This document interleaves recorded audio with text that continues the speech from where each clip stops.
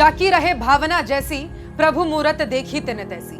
नरेंद्र मोदी ने इंडिया की तुलना मुजाहिदीन और ईस्ट इंडिया कंपनी से की है। अडानी को मालिक बनाकर 140 करोड़ देशवासियों का दमन करने वाले प्रधानमंत्री के जहन में इंडिया को लेकर नफरत, हिंसा, अलगाववाद और गुलामी की सोच अब भी कायम है।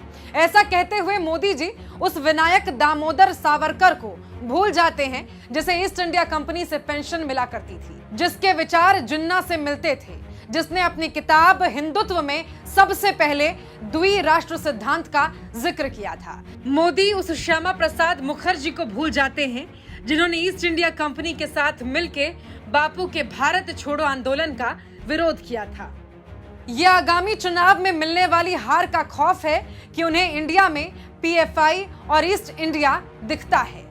पंत प्रधान की आंखें यदि प्रगतिशील होती तो उन्हें नेहरू का दिया हुआ Indian space research organisation ISRO दिखता, all India institute of medical science यानी एम्स दिखता, इंडियन इंस्टीट्यूट ऑफ टेक्नोलॉजी यानी कि आईआईटी दिखता।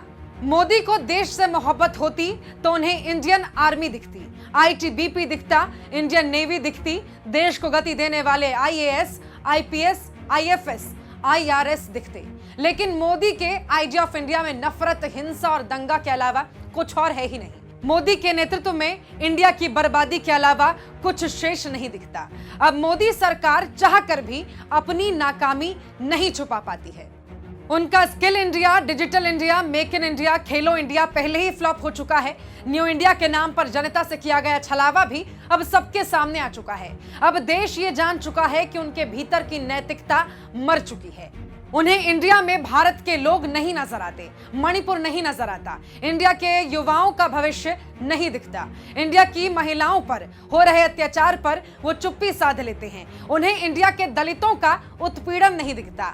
इसीलिए वो इंडिया के पिछड़ों का कास्ट सेंसस भी नहीं चाहते हैं। ये सारे कलंक आरएसएस, भाजपा और मोदी ने अपने कारनामों से अपने नाम किया है। 52 साल तक तिरंगा का विरोध करके भारत की अस्मिता और स्वाभिमान से खिलवाड़ किया है। बाबा साहेब के संविधान का विरोध करके देश का अपमान किया है।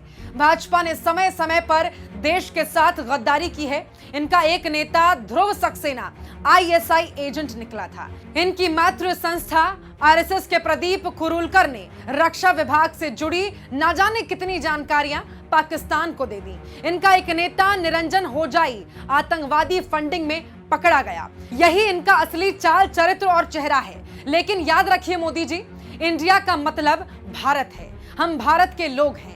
भारत की महान विरासत है, संस्कृति है, विविधता है, एकता, समानता और भाईचारा है।